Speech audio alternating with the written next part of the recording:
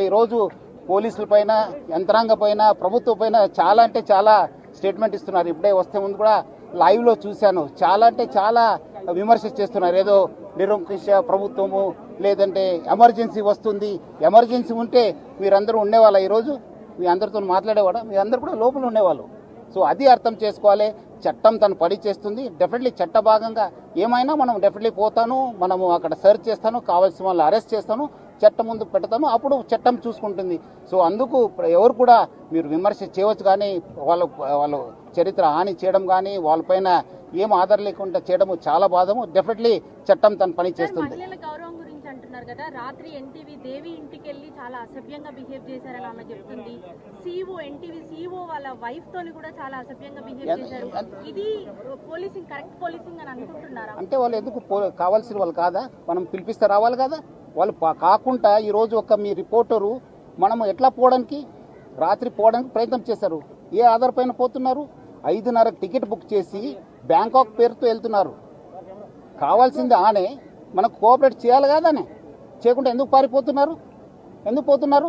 మనం అలాంటి ఉన్నప్పుడు ఆయన ఇంటికి పోయినప్పుడు వాళ్ళు ఎందుకు మనకు కావాల్సిన వాడు వస్తానని చెప్పి వెళ్ళిపోయారు. ఎక్కడికి వెళ్ళిపోయారు అని ఈ రోజు కూడా పతా లేదు.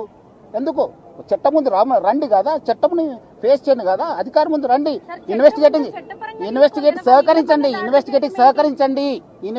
సహకరించండి. ఎందుకు పారిపోతున్నారు? ఏం కావాల్సింటే తీసుకొస్తారండి, చట్టంలో ఉంది. కావాల్సింది నోటీస్ ఇస్తాను, రావాలి. వచ్చినప్పుడు మనకు పోతాను, ఇన్వెస్టిగేషన్ ఏం ఆధారం ఉంది దాని ప్రకారం చేస్తాను. మనం అదేం అట్లా ఏం లేదు, మనకు కావాల్సిన వాళ్ళు రావాలి, తీసుకొస్తాను. ఏముంది చట్టం?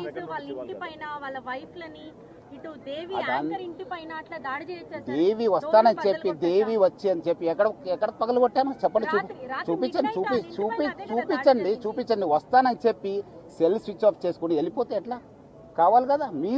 మీరు కరెక్ట్ ఉంటే రండి, ఇన్వెస్టిగేషన్కి సహకరించండి. మీరు తప్పు చేయకపోతే ఎందుకు భయము? మహిళా ఆఫీసర్ని ఇట్లా పరిస్తారా? ఏం ఆధారం ఉంటుంది మీ దగ్గర? వాళ్ళు ఎట్లా జీవించాలి? వాళ్ళ కుటుంబంలో ఎంత పరిస్థితి? సిట్ అంటేనే ఇన్వెస్టిగేషన్. సిట్ కంటే వేరే ఇన్వెస్టిగేషన్ కి సిట్కి ఏం వేరే ఏం లేదు మేడం. సిట్ ఎందుకు వేయాలండి నోటీసు? మనకు కావాల్సిన వాళ్ళు పిలిపిస్తాను, ఎంక్వైరీ చేస్తాను, మీరు రండి. పిలిపించినట్లు రావాలి కదా. ఎందుకు పారిపోతున్నారు?